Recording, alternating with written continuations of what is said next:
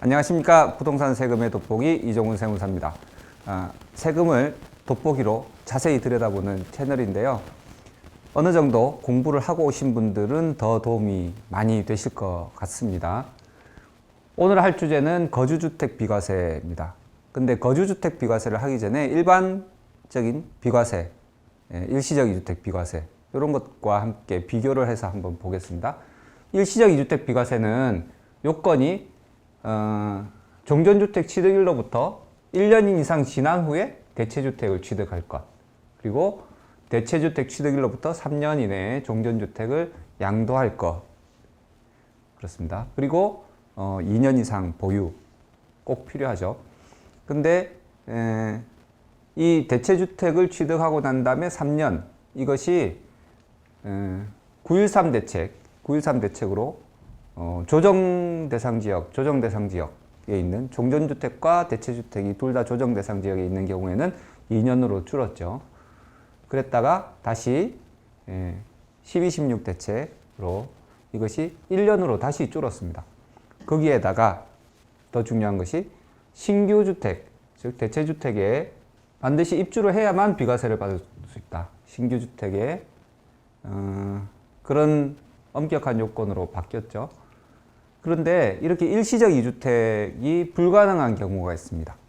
만약에 대체주택을 먼저 매도할 경우, 원래 일시적 이주택은 먼저 취득한 종전주택을 팔 때 비과세가 되는데 대체주택을 먼저 매도할 때 비과세는 어떻게 받을 수 있을까?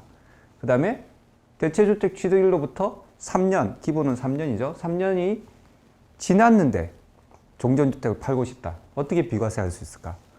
그 다음에 종전주택을 취득하고 1년이 지나서 신규주택을 취득하라 그랬는데 1년도 채 지나지 않았는데 대체주택을 취득했다.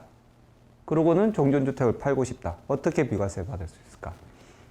그 다음에 내가 주택이 그 일시적 주택 2개 말고 또 있다. 그러면 3주택 이상인데 비과세가 가능한가? 원래는 이게 다 불가능하죠. 불가능한데 거주주택 비과세라면 가능할 수도 있다. 그러면 거주주택 비과세라는 게 뭐냐면 소득세법 시행령 155조 20에 있습니다. 20항. 장기 임대주택이 있고 그 장기 임대주택이 뭐 1개일 수도 있고 2개일 수도 있고 3개일 수도 있고 어쨌든 요건을 갖춘 장기 임대주택이 있고 그 외에 한 주택, 그러면 임대주택이 아닌 한 주택, 그 임대주택이 아닌 한 주택에 2년 이상 거주하고 그 다음에 양도를 하면 비과세를 해줄 수 있다 라고 하는 거죠. 그래서 위에 같은 경우에도 대체주택 먼저 매도하는 경우에도 종전주택을 장기 임대주택으로 등록하고 대체주택 2년 이상 거주하면 비과세 할 수 있는 그런 상황이 될 수도 있다는 거죠. 이런 거주주택 비과세 요건을 한번 자세히 보겠습니다. 첫 번째로 임대주택은 민특법에 따른 임대 등록과 소득세법에 따른 사업자 등록. 민특법에 따른 임대주택 등록은 시군구청에 가서 하죠. 그 다음에 소득세법에 따른 사업자 등록은 세무서 가서 하는 겁니다. 그 다음에 이 임대 등록하는 임대주택이 임대 개시 당시 기준시가 6억 원. 기준시가는 보통 많은 분들이 주택 공시가격으로 알고 계시죠. 그 공시가격을 말합니다. 그 공시가격이 6억 원. 근데 수도권 밖에 있는 임대주택이라면 공시가격 3억 원 이하일 것. 그 다음 임대 의무기간이 있습니다. 의무기간이 있는데 의무기간 준수가 2020년 7월 10일 이번에 대책 나오기 이전에 등록한 것들은 5년만 의무기간을 준수를 하면 됩니다. 임대 등록도 단기로 등록해도 되고 장기 일반 8년짜리 등록하셨어도 5년만 임대 의무기간을 준수하면 거주주택 비과세를 받을 수 있다. 그런데 7월 10일 대책 이후에도 등록은 가능했죠. 등록 가능한데 장기 일반으로만, 그때는 장기 일반으로만, 단기가 없어졌습니다. 그리고 8년짜리.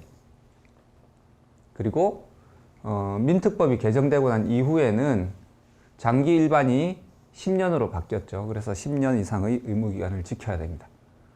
이 부분에 대해서는 뒤에 조금 더 자세히 설명을 하고요. 그 다음에 임대료 증액 제한 준수 5% 이내. 이 5% 이내는 2019년 2월 달에 새로 들어왔습니다. 그 이전 임대기간에 대해서는 요 5%를 지키지 않았어도 되는데 그 이후의 임대기간에 대해서는 지켜야 됩니다. 요건별로 자세히 살펴보면 임대 등록을 구청과 시군구청과 세무서 두 군데 다 해야 되는데 그 등록한 주택이 1개 이상이어야 된다. 뭐 1개 이상 당연히 등록하지 않나? 이게 아무런 문제가 없지 않나? 이렇게 생각하시겠지만 임대주택을 공동 소유하고 있는 경우라고 생각해 보시죠. A와 B가 공동 소유하고 있다. 5대 5다. 그러면 A, B가 0.5호씩 임대한 겁니다. 1호가 아니죠. 1호가 아닙니다. 그래서 만약에 이 A, B 두 사람이 동일 세대원이다. 그러면 세대당 임대한 주택은 0.5, 0.5 돼서 세대당 1호가 임대하는 거죠. 그래서 동일 세대인 경우에는 거주주택 비과세가 가능합니다. 그런데 A와 B가 별도 세대다. 그러면 각각 0.5호밖에 임대를 한 게 아니기 때문에 이렇게 임대를 한 경우에는 내가 거주주택을 팔 때 비과세가 안 된다. 다음에 임대 개시 당시 기준시가가 6억 원 이하일 것이라고 되어 있는데 그럼 임대 개시일이라는 건 도대체 어떤 날인가? 셋 중에 늦은 날입니다. 셋 중에 늦은 날인데 민특법에 따라서 임대주택을 등록한 날, 그 다음에 세무서에다 소득세법에 따라서 사업자 등록을 한 날, 그 다음에 실제로 임차인이 들어와서 임대가 시작된 날, 이 셋 중에 늦은 날이 세법에서 얘기하는 임대 개시일입니다. 그날의 기준시가를 따져봐야 되는데요. 기준시가란 주택의 공시가격, 공동주택은 공동주택 공시가격, 공동주택이 아닌 단독주택들은 개별주택 공시가격, 오피스텔은 오피스텔 및 상업용 건물 기준시가라 그래서 홈택스에 따로 고시가 되고 있습니다. 이런 것. 이런 것들을 찾아봐서 6억 이하면 내가 등록했을 때 다른 거주주택을 비과세 받을 수 있다. 판단하시면 될 것 같고요.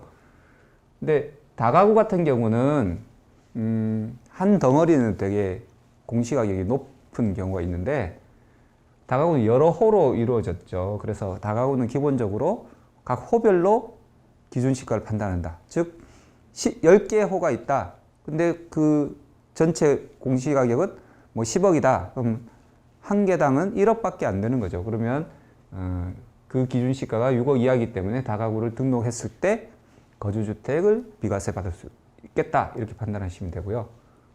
신축 아파트 같은 경우는 신축 아파트가 준공되자마자 내가 임대 등록을 하고 싶다. 지금은 아파트가 다 등록이 안 되죠. 임대사업자 등록이 안 되기 때문에 뭐 아파트에 대해서 이런 고민을 할 필요가 점점 없어졌지만 이전에 관할 세무서장에게 공시가격이 공시가 안 된 상황에서 공시가격을 정해달라고 신청한 경우에 그 신청을 받았다면 그거 기준으로 6억이냐 아니냐를 판단하시면 되고요. 이 신청하는 거 몰라서 놓쳤다. 그럼 어쩔 수 없이 이후에 공시되는 최초 공시가격을 기준으로 먼저 임대 등록을 했다 하더라도 공시가격이 나중에 나오겠죠. 나중에 나온 그 공시가격을 가지고 6억이 넘는지 안 넘는지를 판단할 수밖에 없다라는 임대 의무기간에 대해서 아까 2020년 7월 10일 이전에 등록한 경우에는 단기지 8년, 장기 일반지 구분 없이 5년 이상만 임대하면 된다고 했는데 2018년 4월 1일 뭐 이전은 말할 것도 없고요. 그 이후에 단기 등록한 경우에도 거주주택 비과세는 가능합니다. 제가 이 말씀 드리는 이유는 이렇게 4월 1일 이후에 단기 임대 등록한 경우에 거주주택 비과세는 가능하지만 중과세 배제는 안 된다. 중과세 배제는 안 된다. 그리고 2018년 9.13 대책 이후, 그러니까 9월 14일 이후에 이번엔 조정 대상 지역의 주택을 취득해가지고 물론 8년짜리를 등록하더라도 거주주택 비과세가 가능하고 뭐 4년짜리 등록해도 거주주택 비과세가 가능하죠. 근데 이후에 취득한 주택을 임대 등록했을 때 역시 중과세 배제는 안 된다. 중과세 배제는 안 되지만 거주주택 비과세는 가능하다. 조금 차이가 있습니다. 그리고 2010년 7월 11일부터 8월 17일까지는 아파트 같은 경우에는 등록은 가능했어요. 등록은 가능했는데 거주주택 비과세 안 해준다. 고 새로 발표가 났죠. 그래서 7월 10일 대책은 7월 11일 이후에 단기나 아파트 등록을 막는 것으로 발표를 했습니다. 그리고 혜택도 안 주겠다. 이렇게 발표를 했고요. 그 다음에 9월 14일, 2018년 9월 14일 이후에 예전에는 조정 대상 지역의 주택이라 하더라도 거주주택 비과세는 됐거든요. 장기 중과세 배제는 안 됐다 하더라도 거주주택 비과세는 됐는데 이제는 7월 10일 대책으로 막았습니다. 9월 14일 이후에 취득한 주택을 등록을 하더라도 이제는 거주주택 비과세는 안 된다. 그럼 결론적으로 이제 와서 거주주택 비과세를 등록했을 때 거주주택 비과세가 가능한 주택들은 어떤 거냐면 9.13 이전에 취득한 아파트는 등록이 안 되니까 아파트 이외의 주택 9.13 이전에 취득한 아파트 이외의 주택 이것은 조정 대상 지역인지 뭐 비조정인지 구분 없이 9.13 이전에 취득했다면 등록할 때 6억 이하라면 바로 가능하다. 근데 9.14 이후 취득한 주택이라면 조정 대상 지역에 있으면 안 되고 비조정 대상 지역에 있는 아파트가 아닐 것 그런 것들이 이제 와서 등록했을 때도 거주주택 비과세가 가능하다. 정리를 해보면 조정 대상 지역에 있는 주택이라면 아파트가 아니면서 9.13 이전에 취득한 것들만 등록했을 때 거주주택 비과세가 가능하고 비조정 대상 지역이라면 아파트가 아닌 것들로서 9.13 이전이든 이후든 가능하다. 이렇게 요약할 수 있겠고요. 임대 의무 기간 중에 거주주택을 양도를 하더라도 거주주택 비과세를 받을 수 있습니다. 임대 의무 기간을 다 끝나고 나서 양도를 해야 거주주택 양도해야 비과세 되는 것은 아닙니다. 임대를 하고 있는 중에 임대 등록한 주택이 임대를 하고 있는 중에 내가 거주하고 있던 집을 팔아도 비과세는 가능한데 나중에 이 의무 기간을 충족하지 못하면 그때 비과세 양도했던 거를 추징합니다. 양도세를 추징하게 되고요. 최근에 7월 10일 날 그 대책 때문에 더 이상 이제 단기 등록한 것이나 아파트가 등록된 것, 아파트가 뭐 단기든 장기든 아파트는 기간이 끝나면 4년 또는 8년의 기간이 끝나면 자동 말소가 되게 되어 있습니다. 그래서 임대 의무 기간을 다 임대 의무 기간 다 충족하면 자동 말소되는 건데 만약 이 자동 말소 되기 전에 내가 스스로 말소를 할 수 있습니다. 요 두 가지 유형에 대해서는 단기와 아파트, 이걸 자진 말소라 그러고요. 임대 의무 기간이 다 충족되고 말소되는 것은 자동 말소. 이렇게 용어를 구분해 보겠습니다. 그러면 이번에 단기나 그 아파트가 임대 의무 기간이 충족되기 전에 내가 자진 말소를 하거나 자동 말소를 하는데 그 이전에 거주주택을 비과세로 양도를 했다라고 할 때 이 아파트들을 의무기간의 절반이 지나기 전에 자진 말소를 하면 이 비과세 받은 것들을 추징하게 됩니다. 절반이 지나기 전에 자진 말소를 하면 추징을 합니다. 그래서 절반이 지나고 난 다음에 자진 말소해야 비과세가 확정이 된다. 이렇게 보시면 되고요. 뭐 당연한 얘기지만 자동 말소, 임대 의무기간이 다 끝나고 난 다음에 자동 말소를 하면 역시 비과세가 확정이 되는 것입니다. 이번에는 자진 말소를 하고 난 다음에 거주주택 양도한 경우입니다. 임대 의무기간이 끝나기 전에 만약에 자진 말소를 하면 그 이후에 거주주택을 양도했을 때 당연히 비과세가 안 되겠죠. 그런데 임대의무기간 절반이 지나고 나서 자진 말소했다. 그러면 이 자진 말소한 때로부터 5년의 기간을 줍니다. 5년의 기간을 줘서 이 기간 중에 거주주택을 팔면 비과세가 가능하도록 했습니다. 그런데 중요한 것은 이 자진 말소를 하고서도 계속 임대를 하고 있어야 된다는 겁니다. 이 거주주택 비과세의 가장 중요한 것은 임대하고 있는 중에 다른 거주주택을 팔 때 비과세를 하는 거거든요. 그래서 자진 말소했다고 해서 팔아버리거나 그러면 비과세를 못 받는 경우가 생깁니다. 보시면 자진 말소했죠? 곧바로 임대주택을 매도를 했습니다. 임대를 하고 있지 않잖아요. 그러면 그때 거주주택을 팔았다. 이 거주주택의 양도는 거주주택의 비과세가 아니라 그냥 1주택 남은 이 1주택의 비과세, 그냥 일반적인 비과세로 판단할 수밖에 없는 겁니다. 그래서 5년 안에는 무조건 거주주택 비과세 되는 거 아니냐, 그렇게 생각하시면 안 되고요. 자동말소도 마찬가지입니다. 자동말소가 되면 임대 의무기간이 다 끝나고 자동말소가 되면 5년의 시간을 주거든요. 5년의 시간 동안 거주주택을 팔 수 있습니다. 거주주택 팔면 비과세가 가능하죠. 이 역시 5년 동안 자동말소 끝나고 나서 5년 동안 임대하고 있는 중에 팔아야 거주주택 비과세가 되는 겁니다. 역시 자동말소되고 매도한 다음에 임대주택이 없는 상황에서 거주주택을 팔았다.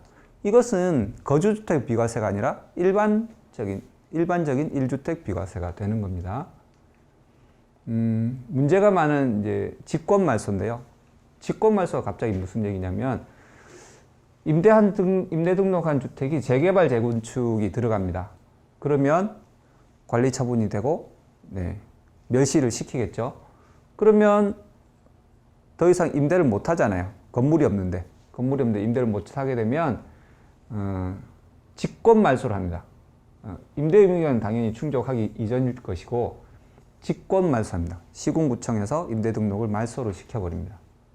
그런데 과거에는 이렇게 재개발 재건축이 끝나면 새로 지은 아파트에다가 임대 등록을 다시 해서 임대 기간을 이어갈 수가 있었습니다. 이어갈 수가 있었는데 이제는 아파트가 더 이상 등록이 안 되니까 이어갈 수가 없죠. 그걸로 끝입니다. 그랬는데 이 임대주택이 임대를 쭉 하고 있다가 거주주택을 비과세 양도를 먼저 받고 관리처분 인가가 나서 직권말소가 돼요. 그러면 이 임대주택은 주택이 아니라 그 다음부터는 입주권으로 바뀌겠죠. 그렇다 하더라도 이 비과세는 더 이상 추징을 안 한다는 겁니다. 그런데 이때 팔지 않고 직권말소되기 전에 팔지 않고 직권말소되고 난 이후에 거주주택을 팔았다. 그러면 앞에 자동말소나 자진말소의 경우에 5년간의 시간을 줬잖아요. 5년간 시간을 줬는데 이 경우에는 5년간의 시간을 주지 않습니다. 거주주택 비과세를 받을 수가 없어요. 왜 그런가 하면 직권 말소되고 나면 임대를 하고 있지 않잖아요. 아까 앞에서는 자동말소, 자진말소 때도 중요한 것이 임대를 하고 있을 때 거주주택 비과세 받는다고 했죠. 그래서 직권 말소되고 나면 더 이상 임대를 하고 있지 않기 때문에 거주주택 비과세를 못 받는 겁니다. 그러면 끝인가? 그게 아니라 물론 입주권과 주택이라는 그 상황에서 일반적인 비과세가 가능한지 여부를 한 번 더 따져볼 필요는 있겠죠. 무조건 안 된다고 보기는 어렵지만 어쨌든 거주주택 비과세는 안 된다. 소득세법 시행령 155조의 20항에 나오는 그 거주주택 비과세는 안 된다. 네 번째 요건으로 임대료 증액 제한 준수 5%가 있습니다.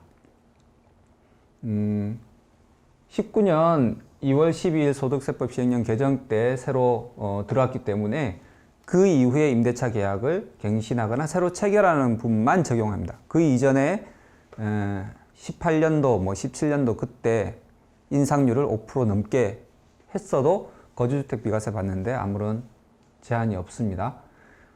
그리고 이 임대료 증액 청구는 1년 이내는 못합니다. 그래서 1년이 지나야 다시 새로운 5%를 올릴 수 있습니다. 근데 보통은 2년 계약들을 하시니까 2년마다 올릴 수 있다 이렇게 생각하셔도 되는데요. 굳이 내가 시세를 좀 빨리 쫓아가서 올리고 싶다. 그러면 1년 단위로도 계약을 임차인하고 얘기를 해서 계약을 그렇게 체결하는 것도 요건에는 부합한다. 요건에는 부합한다. 그 다음에 이 임대료 5%라는 것은 임대보증금과 임대료를 합해서 5%를 판단합니다. 그래서 그 월 임대료를 임대보증금으로 전환해서 기존 원래 있는 임대보증금과 합하고 거기서 5%를 올리는데, 이 월 임대료를 임대보증금으로 전환할 때 전환율이 있습니다. 전환율은 한국은행 기준금리에다가 2.0%를 더하도록 그렇게 되어 있습니다. 전환이자율은 한국은행 기준금리에다가 2%. 한국은행 기준금리는 경기에 따라서 매번 한국은행이 조정하기 때문에 내가 지금 바꾸려고 하는 그날의 한국은행 기준금리를 보셔야 되고요. 현재는 한국은행 기준금리가 0.5%입니다. 사실 이거보다 더 낮아지기는 어렵다라고 대부분의 경제 전문가들이 얘기를 하고 있죠. 그래서 뭐 일본 같은 데는 0.25 이렇게 막 떨어지기도 했지만 우리나라는 0.5에서 더 떨어지기는 어렵다 이렇게 보고들이 있는데요. 이 두 개를 합치면 지금 현재는 전환 이자율이 2.5%라는 거죠. 그래서 예를 들어서 대입해 보면 보증금이 1억이고 월세가 30만 원이다. 이 5%를 올리고 싶다. 그럼 보증금 1억에 월세를 얼마로 받아야 되느냐? 궁금하잖아요. 월세를 보증금으로 바꿉니다. 그러면 한 달이 30만 원이고요. 12개월.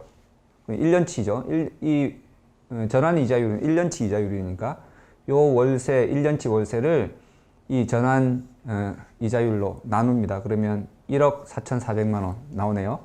이거를 원래 보증금 1억과 합치죠.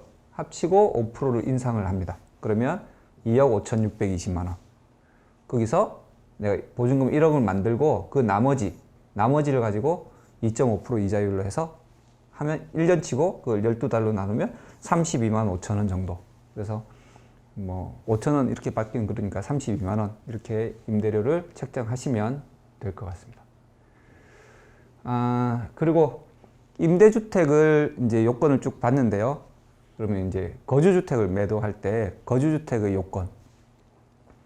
거주주택은 보유기간 중 거주기간이 2년 이상일 것입니다. 그래서 내가 장기 임대주택을 등록하기 이전에 요 등록일 이전에 보유 거주한 기간도 다 거주기간으로 인정합니다. 그런데 2019년 2월 12일 날 소득세법 시행령 개정되면서 이 거주주택 비과세를 생애 1회로 제한하는 조항이 들어왔습니다.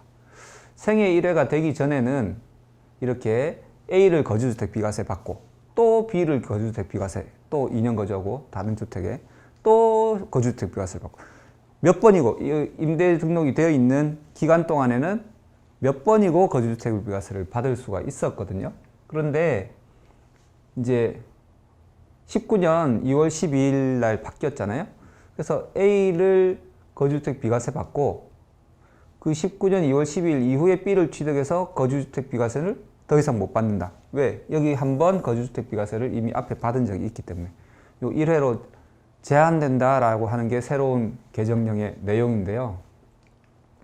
그러면 이 A를 비과세 받고 약간 일시적 이주택처럼 그 19년 2월 10일 이전에 갖고 있던 B가 있었는데 거기에 옮겨 들어가서 이렇게 옮겨가 가지고 거주를 2년 했다. 그러면 비과세는 가능하죠.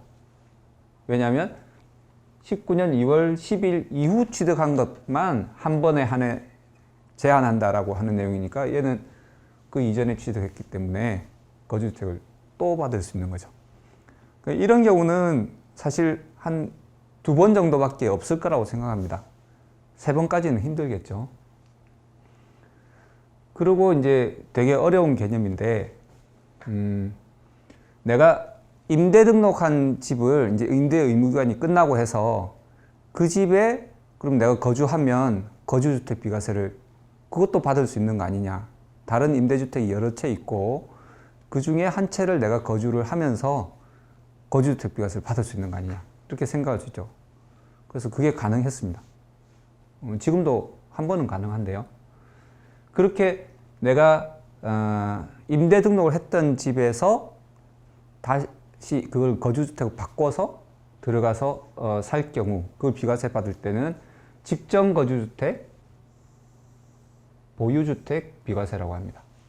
무슨 얘기냐면 내가 임대주택을 거주주택으로 바꿔서 거주하기 전에 이미 직전에 거주해서 비과세 받았던 적이 있는 그런 주택이 하나 있고, 그 다음에 내가 임대 등록했던 집에 들어가서 2년 이상 거주한 것들을 직전 거주주택을 보유하고 있는 주택이라고 합니다. 이게 직전 거주주택 보유주택인데요. 이 직전 거주주택 보유주택도 한 번만 해주기로 맨 마지막 주택만 직전 거주주택 보유주택을 비과세를 해준다. 말로 하니까 되게 어려운데 한번 그림으로 보겠습니다. 임대주택이 한 2개 정도 있고요. 거주주택 비과세를 한번 받았습니다.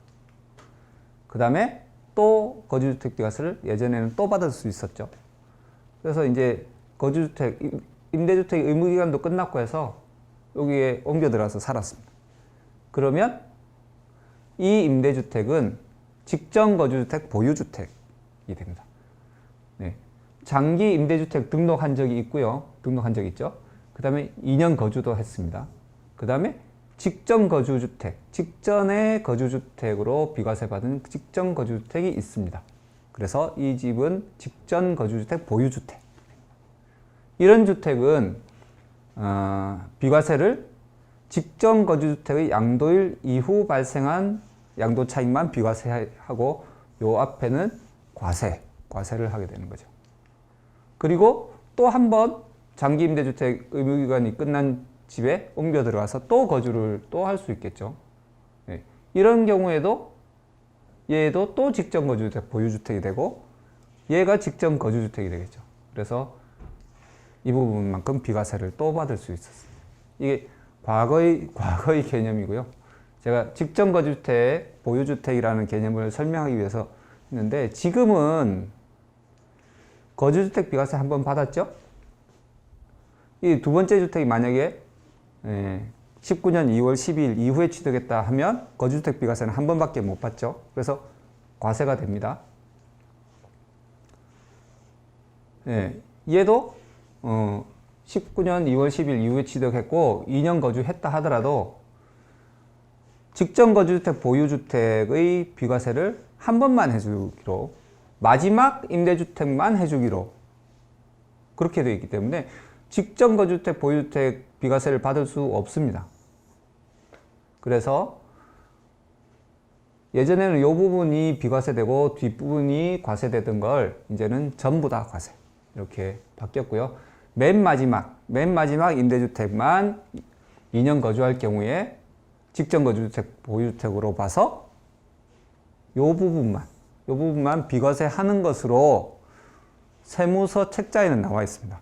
세무서 책자에는 나와 있지만 제가 시행령을 열심히 연구한 결과 사실은 여기 비과세 받은 거주주택의 양도일 이후분을 다 비과세 해줘야 되는 것이 아닌가, 그렇게 생각이 됩니다. 왜냐하면 여기들은 다 과세 받았잖아요. 비과세를 아까는 받고 했기 때문에 이 부분만 비과세 해준 거였는데 비과세 받은 적이 없기 때문에 비과세 받은 거주주택 이후분을 비과세 해줘야 되는 게 맞다고 봐지고요. 법문에도 보면 이 거주주택이라는 것이 특별히 이 조항, 시행령 20조 155조의 20항에 나와 있는 이 거주주택은 이 조에서 특별히 거주주택 비과세를 받은 주택을 의미하는 것으로 저는 해석이 됩니다. 그래서 그 비과세 받은 주택의 양도일 이후분을 비과세 해주는 것이 맞다, 이렇게 주장하고 싶어요. 이것은 저의 개인적인 주장이기 때문에 다를 수 있습니다. 국세청에서 발간한 책자에는 여기서 여기까지만 비과세 주는 걸로 나와 있습니다. 꼭 확실히 해두고 넘어가겠습니다. 다음에 거주주택 비과세 중에 조금 특이한 사례인데요. 임대주택이 있는데 내가 거주주택을 2년 거주를 하고 이 주택이 관리처분에 들어가서 입주권이 된 경우, 입주권 상태에서 양도를 했다. 보통 이 임대주택이 없고 일반적인 1세대 1주택 비과세라면 2년 관리처분 전에 2년 거주해서 비과세 요건을 갖춘 경우에는 입주권으로 바뀌었다 하더라도 1주택이면 비과세를 해주거든요. 1입주권이면 비과세를 해주는데 이렇게 임대주택이 있는 상황에서 입주권은 비과세를 안 해준다. 왜냐하면 그런 조항이 없다. 그러니까 임대주택과 입주권을 비과세해 주는 조항이 없다. 심플하죠? 없다. 없어서 안 해줍니다. 또 하나는 이번에는 임대주택이 관리처분이 일어나면서 입주권이 바뀐 겁니다. 그런데 해필이면 임대 등록을 좀 빨리 했으면 좋을 텐데 임대 등록을 좀 늦게 했어요. 관리처분이 지나서 입주권일 때 임대 등록을 한 경우에는 이 임대 등록, 왜냐하면 관리처분 나도 곧바로 멸실되는 건 아니니까 임대 등록은 받아줍니다. 받아주는데 지금은 안 받아줘요. 지금은 안 받아주는데 과거에는 받아줬고, 근데 임대 등록이 돼 있다 하더라도 거주주택을 비과세를 받을 수 없다는 거죠. 주택을 임대 등록한 게 아니기 때문에. 입주권은 임대 등록한 거로 봐서 민특법에서는 임대 등록을 받아줬다 하더라도 세법에서는 인정 안 한다. 그래서 거주주택 비과세를 받을 수가 없다. 이렇게 됩니다. 그 다음에 이제 거주주택 비과세와 일반적인 일시적 2주택 비과세가 동시에 적용될 때 그러면 이것을 내가 선택 가능한가? 또는 거주주택 비과세와 내가 일반과세일 경우에 이것이 선택 가능한가 하는 문제입니다. 그래서 사례를 보면 A주택을 취득해서 임대를 놓고요. 내가 거주할 B를 취득을 했습니다. 임대는 하고 있었지만 임대 등록은 조금 늦게 했어요. 그러고 나서 B주택을 양도를 했습니다. 임대 등록한 주택 요건을 다 갖췄다고 보면 거주주택 비과세가 되겠죠. 그러고 나서 다시 A를 비과세 요건을 갖춰서 또 비과세를 받았다라고 하면 B의 비과세는 여기서부터 여기까지죠.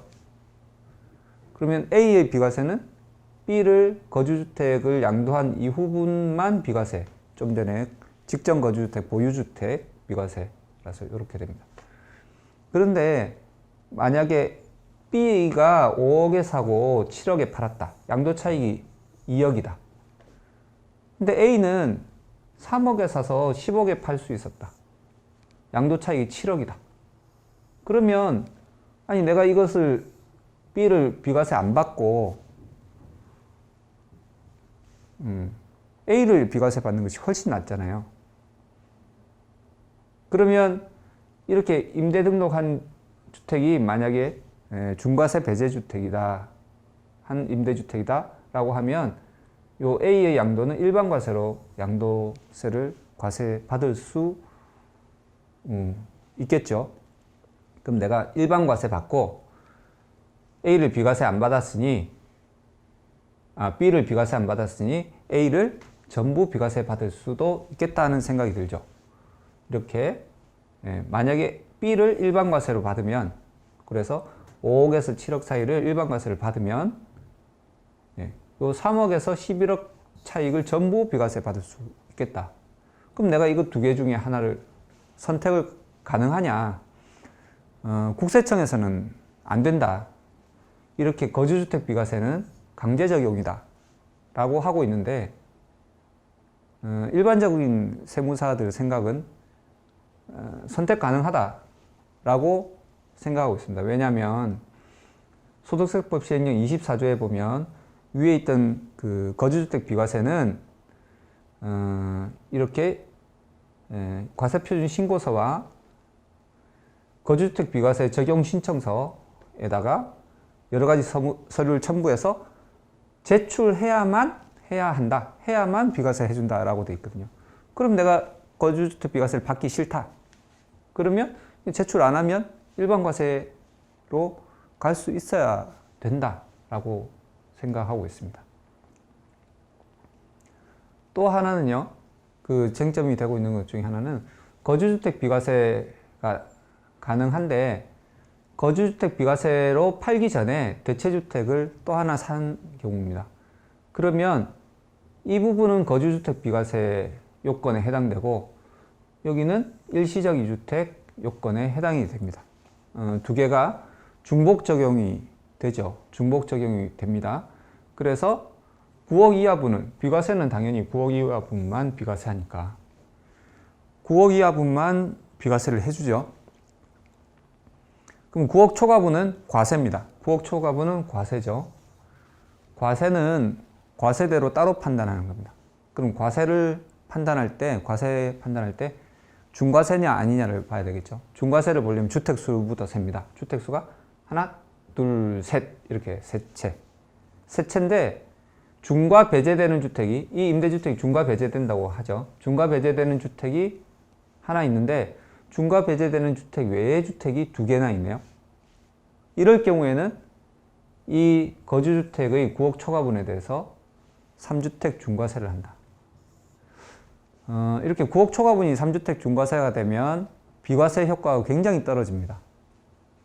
그래서 이 부분에 대해서도 아니 비과세를 해주면 중과세를 하지 말아야지 비과세를 하면서 또 중과세를 하느냐 하는 다툼은 일부 있습니다.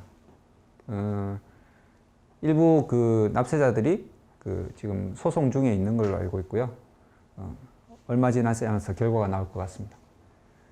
그리고 비슷한 사례인데 이번에는 이 임대주택이 뭐 예를 들면 2017년 이전에 단기 등록도 거주주택 비과세 가능하기 때문에 단기로 등록했다라고 하죠.